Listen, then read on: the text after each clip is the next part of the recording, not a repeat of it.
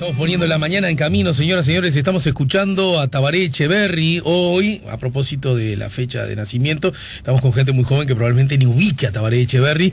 Está con nosotros Verónica Pérez, la doctora en Ciencia Política, investigadora y docente. Hola, Vero, buen día. Hola, buen día.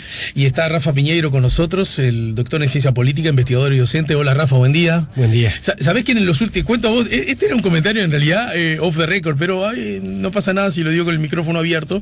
Es que en los últimos días tuve a mucha gente que vos conocés, particularmente a Felipe Monestier, ¿verdad? Porque además estudió mucho. Estoy hablando de Chile, ¿no?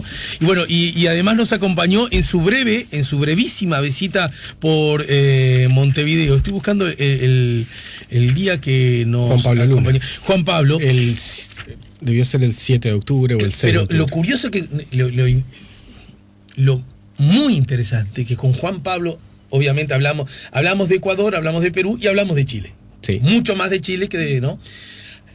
Y él señalaba los problemas que tiene Chile, los problemas de la marginación, del distanciamiento, las élites tan distanciadas, ¿no? Bueno, en fin, que cualquiera hubiera puesto ese análisis con el estallido en el medio, como respuesta al estallido.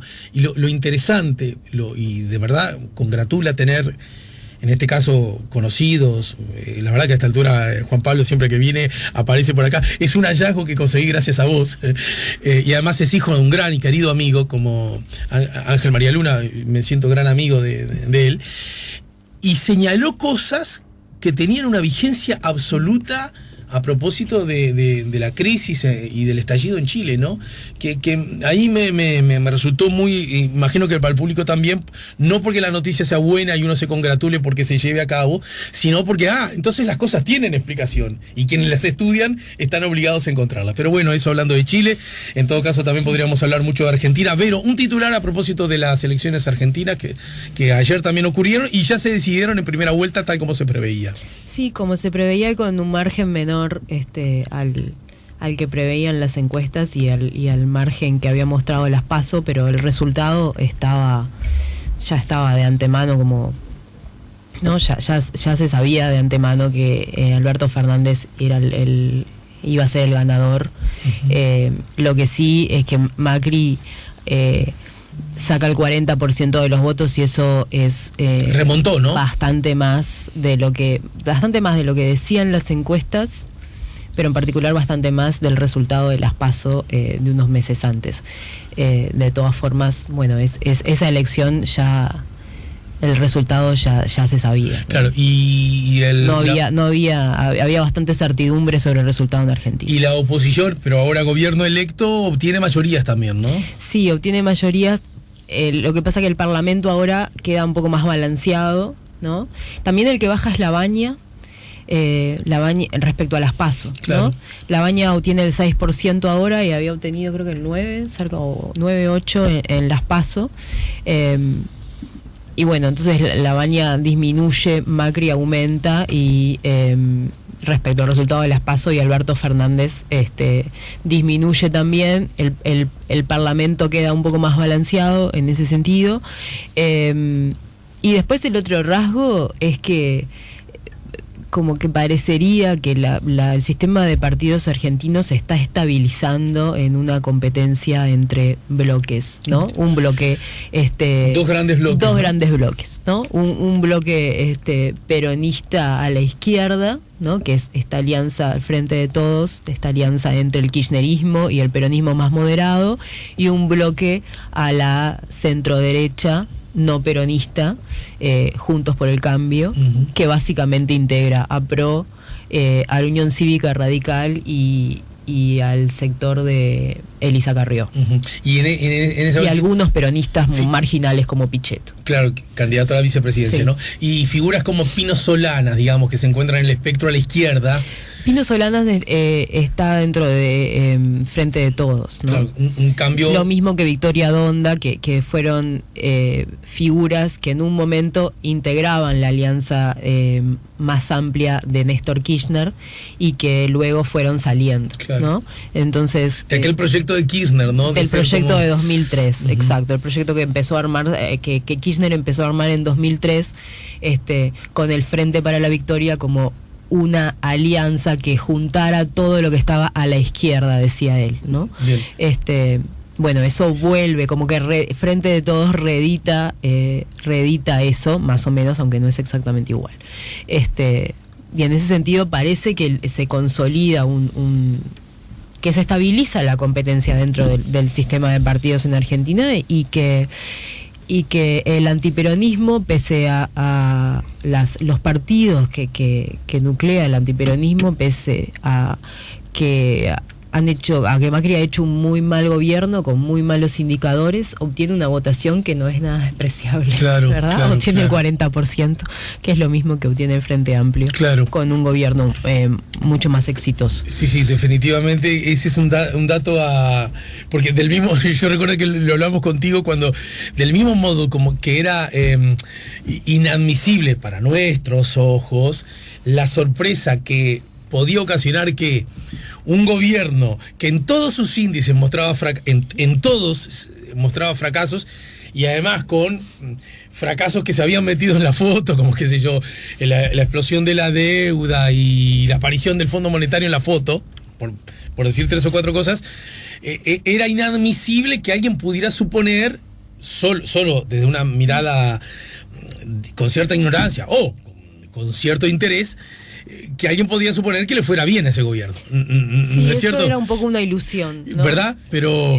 que sobre todo estuvo presente hasta antes de las PASO. Me refiero antes de la PASO, pero que uno miraba acá y decía, ay, con estos guarismos, ¿qué podías esperar, papá? Ahora, ahora, dando vuelta la mirada, también se puede decir, este gobierno que fue el protagonista de estos malos índices, aún así obtiene un 40% de los votos, ¿no? Sí, y lo que parece éxito, hay que ver cómo se arma, cómo se rearma Juntos por el Cambio ahora, ¿no? Después de, salir del gobierno, de perder también algunas provincias y solo quedar con la provincia, solo quedar con la ciudad de Buenos Aires. Hay que ver cómo se arma, si pueden coordinar en el Congreso y en fin. Pero lo que parece que la centroderecha en Argentina por fin logra ser exitosa en el armado político. Juntos por el Cambio logra mantener a las fuerzas unidas, ¿no? Uh-huh. A todas las fuerzas antiperonistas y que podríamos ubicar a la centroderecha del espectro político argentino en un contexto adverso. Bien, y además ganó en provincia claramente de Kicillof, ¿no? Sí, que también fue otro... Sí, que también era un resultado que las encuestas mostraban. Previsible. Sí, totalmente previsible. Bien, perfecto. Con la importancia que además en Argentina siempre la provincia de Buenos Aires tiene como clave para entender... Porque concentra la mayoría del electorado, ¿no? Concentra el 40% del electorado. Entonces siempre se dice que quien gana en la provincia de Buenos Aires, tiene altas chances de ganar el gobierno. En este caso... lo que pasa es que Alberto Fernández ya llevaba una ventaja mayor, ¿no? Pero claramente la provincia de Buenos Aires había sido, ¿no? Al revés, la historia contada 4 años antes, la provincia de Buenos Aires, que PRO ganara la provincia de Buenos Aires en 2015, gracias, fue una de las razones de las causas, que ayudó a la victoria nacional, ¿no?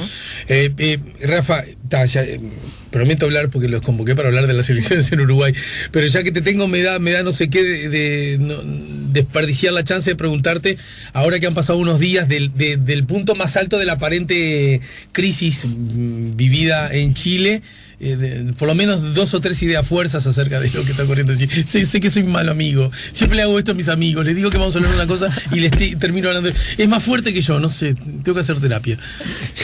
Está bien que hable. No, el problema no está en la pregunta, el problema va a estar en la respuesta. A ver, algunas ideas. Chile pareció durante mucho tiempo más estable y por lo tanto que no pase nada o que algún tipo de movilización termine siendo una movilización que no tiene efectos sustantivos sobre la política o sobre los resultados electorales, no quiere decir que ese sistema esté funcionando bien. Claro.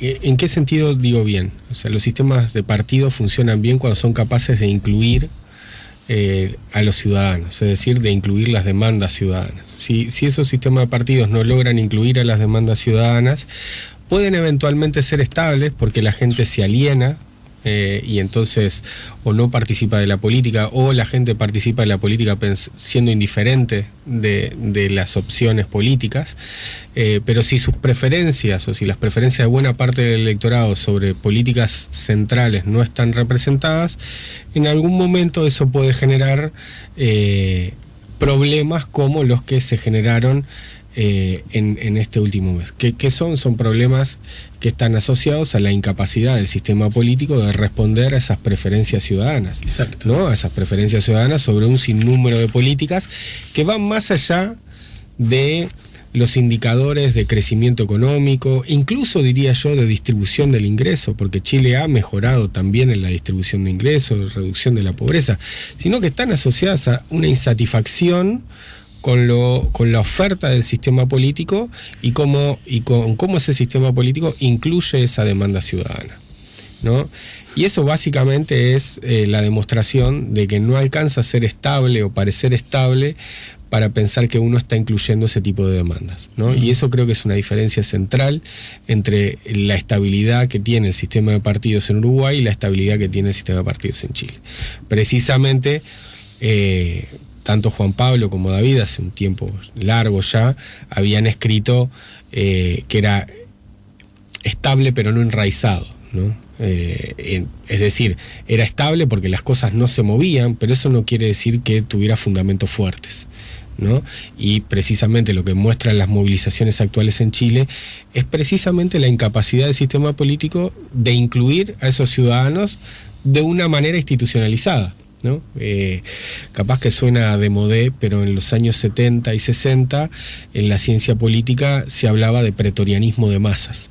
¿Y qué es el pretorianismo de masas? Bueno, pretorianismo de masas es lo que observamos cuando las sociedades no tienen ningún tipo de mediación institucional para llevar sus intereses a la política y prefieren dirimir el conflicto en las calles. Claro. ¿Ah? Y eso es lo que estamos viendo en una cantidad de países de América Latina, ¿no? Lo vimos en Ecuador, lo vimos en Chile, seguramente lo vayamos a ver en Bolivia, digamos, y precisamente eso habla de que no necesariamente la estabilidad de los resultados electorales por largo tiempo nos está hablando de un sistema saludable, ¿no? Que hay otros aspectos que hay que ver para ver si ese sistema es en verdad saludable o lo que está ocurriendo es que nada se mueve, pero el día que se mueve todo el castillo de naipes colapsa. Un comentario primero, casi a modo periodístico del titular. Déjame decirte una última cosa sobre Chile.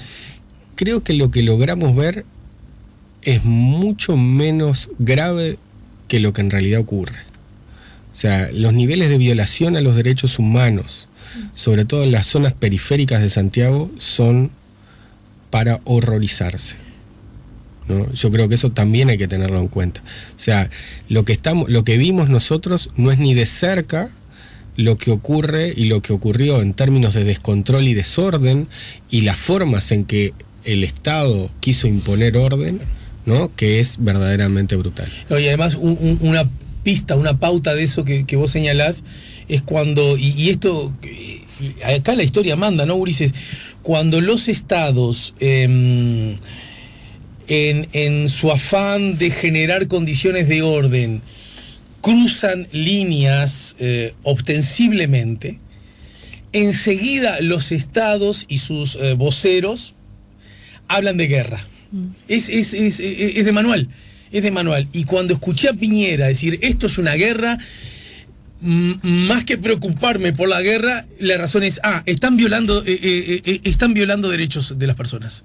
Porque es de manual, ya lo vivimos nosotros acá, ya Argentina, qué sé yo, en todos lados, porque encuentran una coartada perfecta. Como estamos en guerra, tenemos derecho a hacer las peores atrocidades, ¿no? Sí. Pero como la humanidad ya debió aprender que eso, cuando te dicen eso, es que justamente está ocurriendo lo contrario. El resultado más importante o el producto más importante que debe generar un sistema político es el orden. Es básico, ¿no? Cuando un sistema político no logra generar orden, está al borde del colapso. Y Chile estuvo al borde del colapso durante una semana, ¿no? Y estar al borde del colapso implica que las personas automáticamente pierdan sus derechos, automáticamente, o en manos del Estado que busca restablecer el orden, o en manos del propio desorden que no es capaz de asegurarle mínimamente su libertad, ni que hablar de su propiedad, pero mínimamente su libertad. Entonces, volviendo aquí a nuestra comarca, Vero, ¿qué primer comentario emana de las elecciones de ayer? Y de su resultado, obvio, ¿no? Bueno, lo primero es que... Casi como síntesis para irnos a la tanda. Lo primero, yo, diría que las encuestas que no funcionaron tan bien en las elecciones pasadas, funcionaron mejor algunas, ¿no? Había una diferencia entre las encuestas, más o menos según la modalidad, ¿no? Las encuestas que medían mediante internet, Facebook y redes estaban sobreestimando al Frente Amplio, y las otras estaban marcando, ¿no? Las que utilizaban los medios tradicionales estaban marcando bastante bien, estimando bastante bien el resultado de la elección. Por ejemplo, equipos. Había dos encuestas radar y la de un ingeniero, Bruno Wan, que se habían difundido bastante, no por los medios masivos, ¿no? Sino la de Bruno Wan circulaba por las redes. Esas dos encuestas ubicaban al Frente Amplio por encima del 40%. Sí, igual las estimaciones, digamos, de unas y otras son estimaciones relativamente razonables, ¿no? Sí. No es tampoco que eran, digamos, se equivocaron eventualmente algunas se equivocó en el orden de partidos, pero la de Bruno Wan.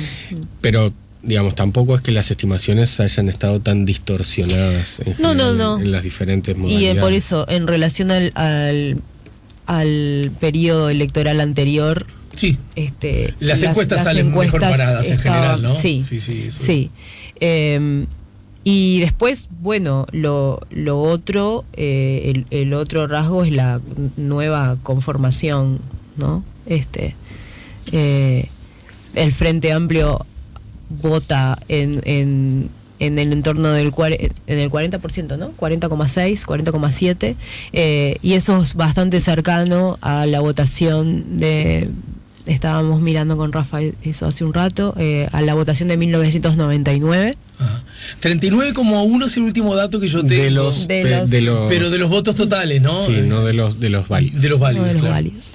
Que son los que, para que la gente entienda, son los votos válidos los que conforman el Parlamento. Sí, los que se usan para la distribución de cargos son los votos que la gente emitió por un partido. Claro. Es decir, se sacan de la cuenta los votos en blanco y anulados. De los votos totales, porque esos sí juegan a la hora, por ejemplo, de ganar o no en primera vuelta. Exacto. Los votos totales sí. Por la aberración que tiene la Constitución uruguaya. Inadmisible, claro. Y el otro rasgo es comparado con esa elección, con la elección de 1999, o sea, el Frente Amplio retrocede, porque, a ver, lo que se especulaba antes de la elección es cuánto el Frente Amplio iba a retroceder. Me parece que ese era el rasgo que se discutía, porque sí se sabía, o era bastante razonable pensar que el Frente Amplio iba a perder votos por distintas razones, entre ellas que la economía se enlenteció, y eso era una razón que afectaba al partido de gobierno. Y bueno, después de 15 años de gobierno, entonces estaba el rasgo que se discutía era cuánto iba a retroceder, ¿no? Yo creo que en función de los resultados de ayer, retrocede bastante más, ¿no? Del escenario más optimista, que como que quedó en el escenario pesimista, digamos, ¿no? Y bueno, el otro rasgo evidente es que la otra gran novedad es la aparición de Cabildo Abierto, que incluso si tú comparás los resultados de las elecciones de 1999, donde el Frente Amplio obtiene un porcentaje de votación muy parecido a si mirás la otra parte del sistema de partidos, en realidad el Partido Nacional y el Partido Colorado en esa elección juntos, ¿sí?, obtienen bastante más de lo que obtienen ahora, ¿ah? Pero ahora, sumado con Cabildo Abierto, se parece a aquello, ¿no? Claro, entonces, Sí, eso luce claramente como una novedad, ¿no?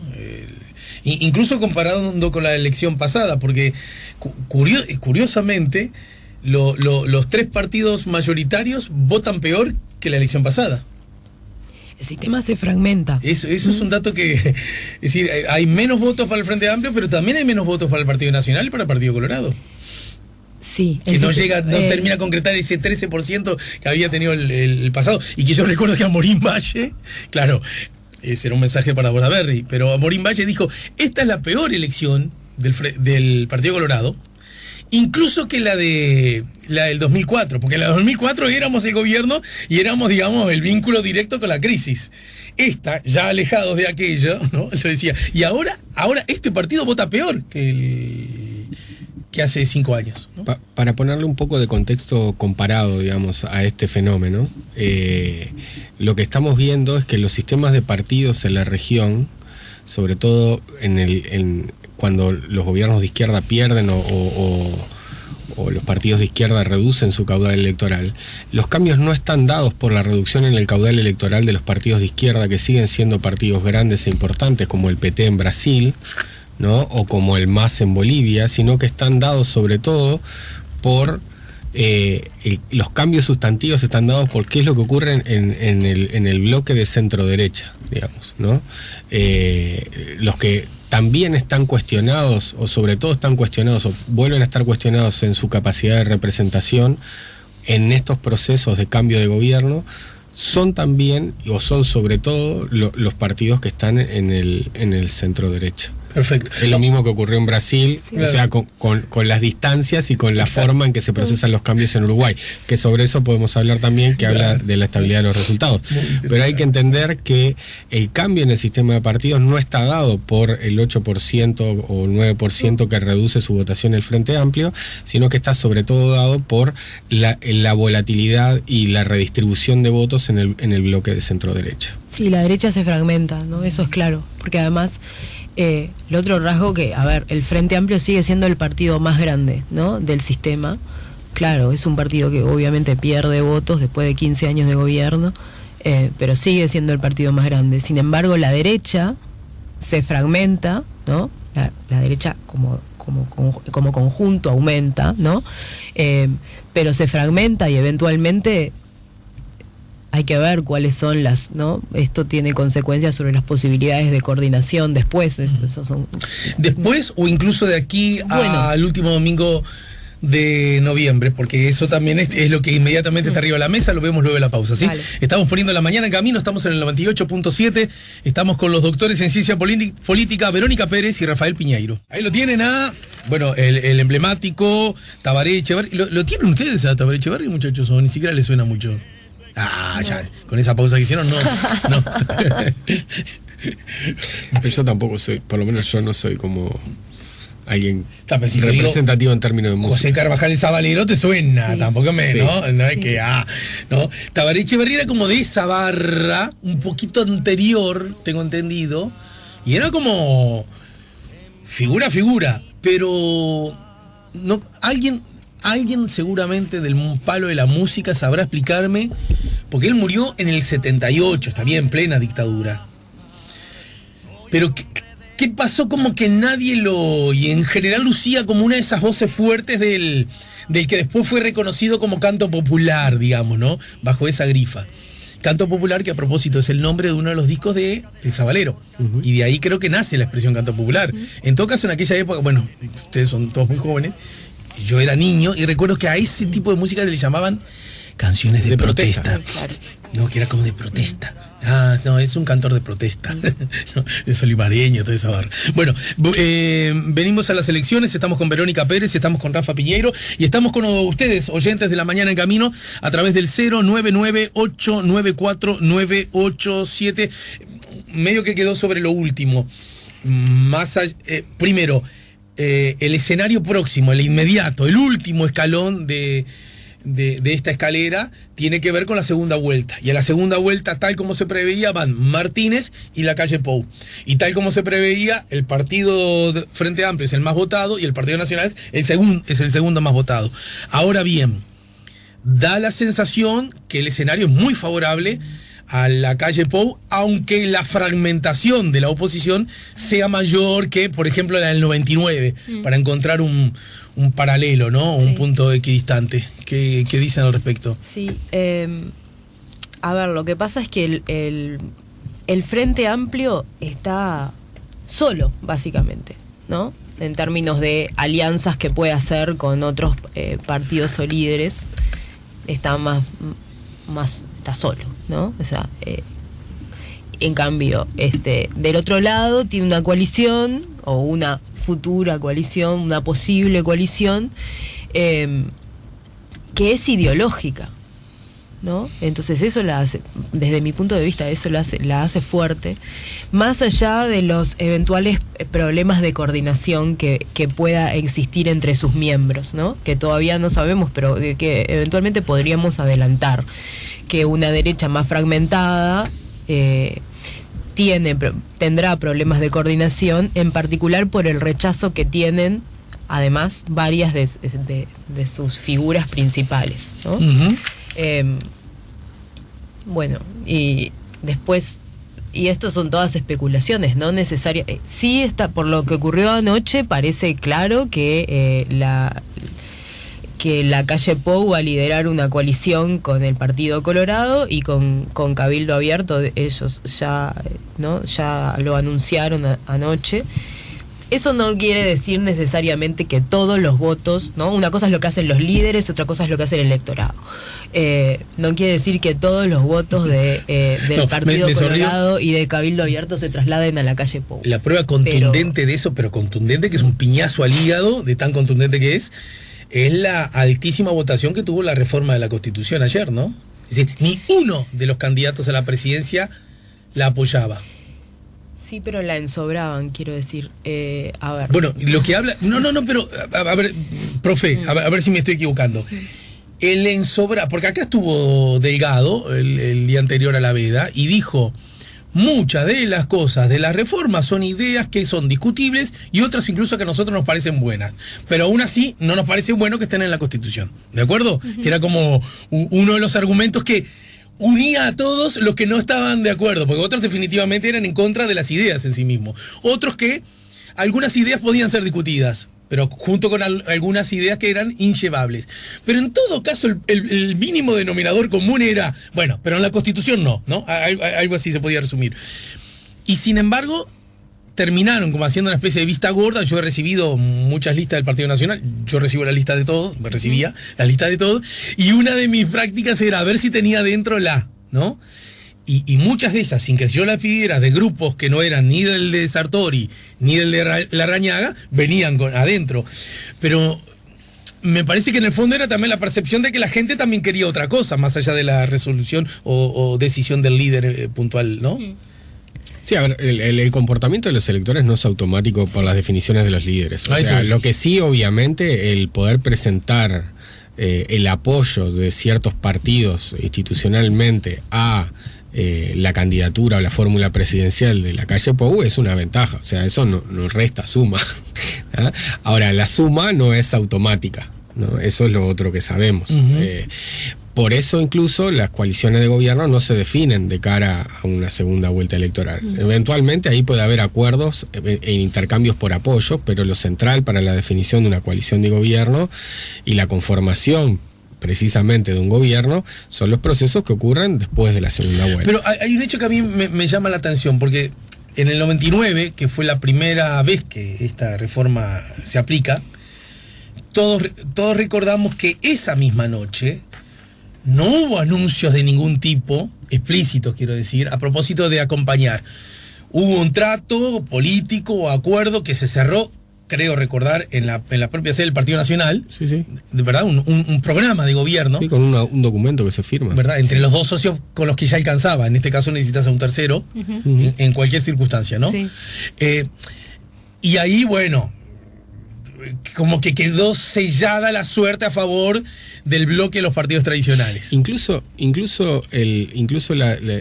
creo recordar que la definición del otro candidato, que era el otro candidato de centro izquierda, que era Rafael Michelini en ese momento del Nuevo Espacio, no fue, y ahora puede ser que la memoria me traicione, no fue inmediata después de el resultado electoral, como sí ha sido la declaración inmediata de no fue, el resto de los pero candidatos. En todo caso, ese sector, que no son el Partido Colorado. El del Nuevo Espacio, que era el Nuevo Espacio, ¿no? De Rafael Michelini, fue una decisión de Michelini y no del nuevo. Bueno, de ahí hay una decisión, el Partido Independiente pero, digamos, que surge, todo aquello, ¿no? Lo que es la novedad de hoy fue, o la novedad de ayer a la noche, fue precisamente el apoyo automático de los líderes partidarios sin ni siquiera poner en cuestión. Esa es la pregunta que quiero hacer. O ya está el acuerdo hecho. Lo que habla precisamente de una construcción política previa, claro, de cara a esto, que no sabemos si es previa del último mes, de los últimos 3 meses, de los últimos 4 meses, pero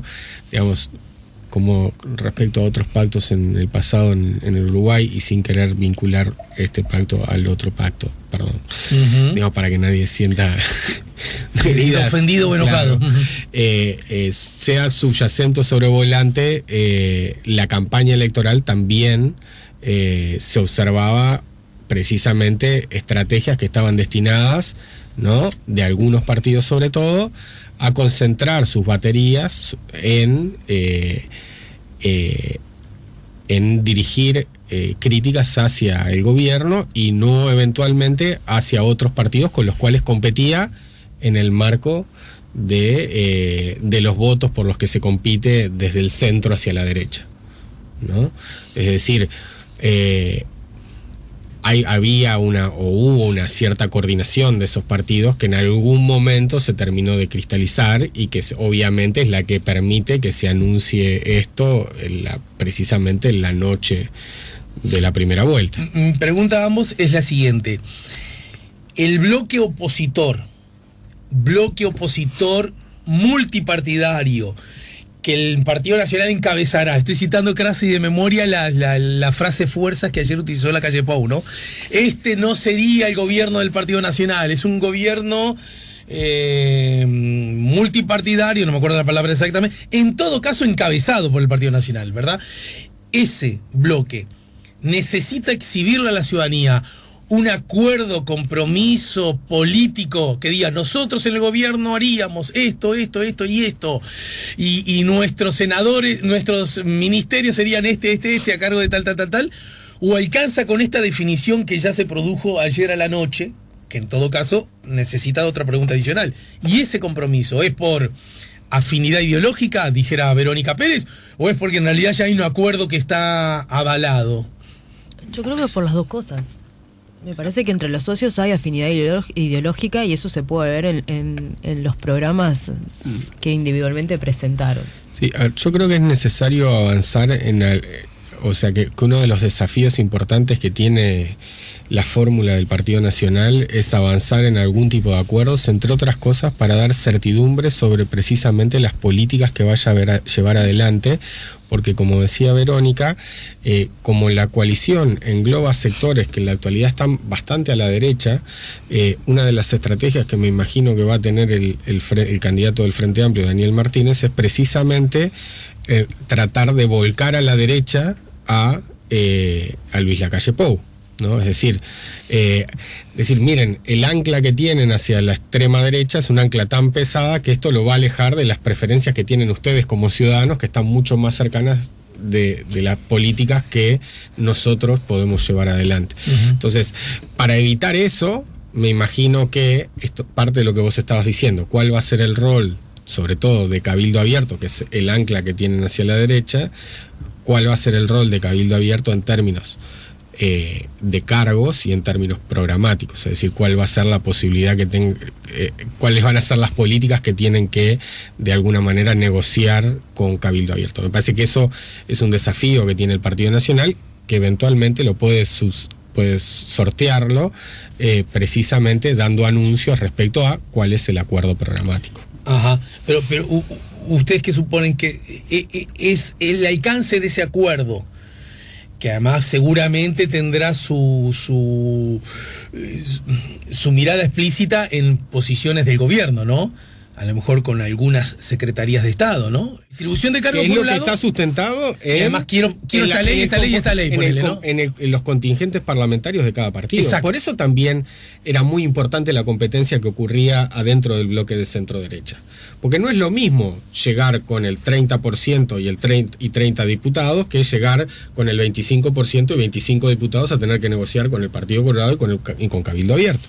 Ajá. ¿No? O sea, el Partido Nacional termina bastante bien desde ese punto de vista, por lo menos. Sí, creo que fue también una apuesta que hizo, digamos. Y algo que también de alguna manera lo beneficia, el ya estar despegado de las encuestas. Es decir, los demás no vieron posibilidad de alterar el orden, sobre todo Talvi no vio posibilidad de alterar el orden en el último tiempo y por lo tanto aminoró su estrategia de crítica y eso también reduce sus posibilidades de ganar electorado frente a la calle Pou, ¿no? Algo similar a lo que le ocurrió a Pedro Bordaberry, lo que pasa que Pedro Bordaberry hizo la cuenta en un escenario diferente, digamos, donde eventualmente las encuestas lo pudieron convencer de un resultado que en realidad no era. Es decir, si uno ve la campaña de octubre de 2014, sobre todo en el momento de octubre de 2014, lo que pasa es que Pedro Bordaberry hace unos intentos en septiembre de atacar a la calle Pou, es decir, de generar críticas hacia la calle Pou, y a partir de la primera semana de octubre eso cesa completamente. Es decir, cuando las encuestas mostraban en ese entonces que la calle Pou podía tener un escenario favorable de cara a una segunda vuelta por una baja votación del Frente Amplio. Entiendo.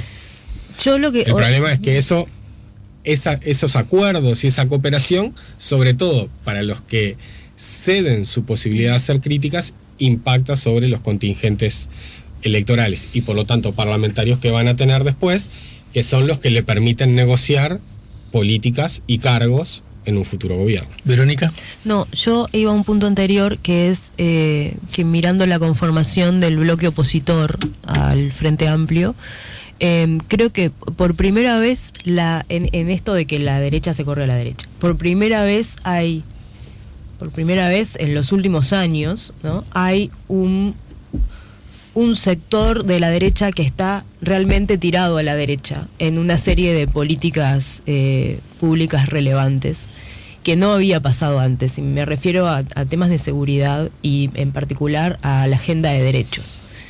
Eso, a ver, si bien el Partido Nacional y el Partido Colorado, en particular el Partido Nacional, se opuso a toda la llamada agenda de derechos que promovió el Frente Amplio, que tiene que ver con las políticas de salud sexual y reproductiva, interrupción voluntaria del embarazo, matrimonio igualitario, ley trans, etcétera. Si bien se opuso, no votó, ¿no? Los sectores que se oponían de forma más dura eran minoritarios adentro, ¿no? Ahora, Cabildo Abierto, y lo tiene escrito en su programa, es una fuerza política que tiene una posición mucho más dura hacia ese tipo de políticas, ¿no? Y eso lo separa un poco de Partido Colorado, ¿no? Porque Talvi había adoptado, aparece en la competencia electoral con una posición tirada a la derecha en términos de Estado-mercado, pero liberal en esta otra agenda, ¿no? Entonces, eso creo que es un rasgo que lo separa bastante, en particular de algunos votantes del Partido Colorado. Ese punto, porque también es cierto que el Partido Nacional y muy especialmente en la calle ha señalado que en su gobierno la agenda de derechos no retrocedería, ¿no es cierto? Bueno, ahí hay dos cosas, ¿no? Y esto vale para todo, que es reversiones en términos legislativos. Sí. ¿ah? Que eso eventualmente es más complicado. Es más complicado. Y lo que es más sencillo son reversiones en términos de implementación, ¿no? Porque las leyes no solo se juegan en términos de la aprobación de leyes, sino también en la implementación de Exacto. las leyes, en cómo esas leyes son implementadas. Tú podés tener leyes votadas, pero que no se implementan mal. Entonces el acceso a los derechos que esas leyes garantizan, Sí, este, es mínimo. sí, o está Ineficaz o incluso Sí, hasta o por que esa no. misma razón contraproducente, porque Eso piénsenlo para las prestaciones sociales. Las prestaciones sociales Correcto. en épocas de crisis suelen restringirse por medios administrativos y no por medios... para quien lo entienda mi tío abuelo, porque hay menos dinero. Porque digamos. hay menos dinero y por lo tanto hay que restringir y se restringe vía el aumento de lo que vos tenés que demostrar para poder acceder a esa prestación. Ujú. Es, digamos, es sencillo. Digamos. Hay buena parte del el acceso a cierto derecho que se juega más en términos administrativos que en términos términos legales. legislativos. Ah, vos decís que ese es el probable escenario, digamos. Porque si Eso- vos tenés un socio tan importante como Cabildo Abierto, que ya no es que no mire con simpatía, o voy más allá, que mire con explícita antipatía la agenda de derechos consolidada, sino que además entre sus programas es, che, vamos a tratar de desactivar esto. Y si ese pasa a ser un socio del partido del frente, del frente que gobernaría, ¿qué incidencia va a tener esa política, esa posición? Sí, eventualmente se juega en la implementación. Hay leyes, hay reformas votadas en el periodo anterior que se juegan en la implementación. Eso sucedió en Argentina durante el gobierno de Macri. Claro, Macri ¿no? insistía mucho que nada de eso se había tocado, ¿verdad? Está bien, pero el recorte del gasto público y en particular en el área de la salud hizo retroceder algunas cuestiones. Entonces, al punto al que iba es no necesariamente se revierten reformas, ¿no? Vía legal, pero sí pueden limitarse el acceso a derechos vía implementación.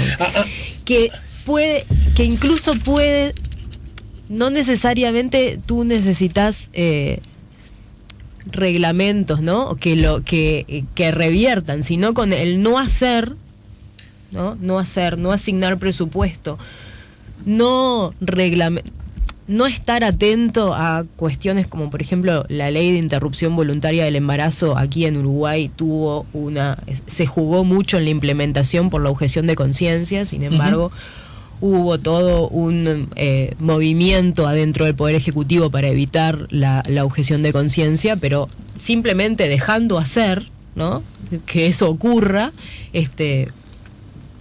bueno, hay reversión, ¿no? Y desde ese punto de vista, yo recuerdo que esto lo hemos hablado distintas veces con todos ustedes acerca de el ítem seguridad, es decir, la preocupación del público con relación a la seguridad, es un ítem que de pronto ante el encuestador los ciudadanos estaban dispuestos a colocarlo casi en primer lugar.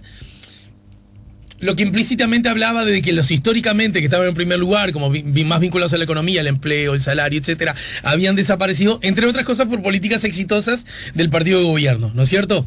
Si bien, vos lo señalaste hoy al pasar, en este último periodo del Frente Amplio, la economía es un tema de preocupación de la gente. Imagínate, hay 50.000 que están sin laburo y esos 50.000 no viven solos, ¿no es cierto? Hay 50.000... Hay pérdida de 50.000 puestos de trabajo, hay muchos más que están sin trabajo. Claro, que buscan 50.000, empleo y no lo consiguen. 50.000 más que se sumaron, ¿no? Exactamente.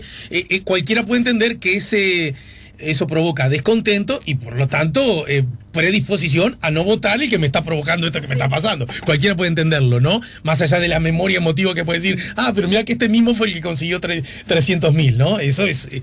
Ahora, aún así, aún entendiendo que eso pudo haber sido un dato determinante, luce la alta votación de la reforma de la Constitución como algo vinculado a la seguridad que quizás sí, en alguna medida, movió la aguja electoral. Lo vemos luego de la pausa, a ver qué mirada tienen. Estamos en el 98.7, estamos poniendo la mañana en camino, estamos con Verónica Pérez, estamos con Rafa Piñeiro y luego de la pausa se suma Daniel Buquet. Ya volvemos con la mañana en camino.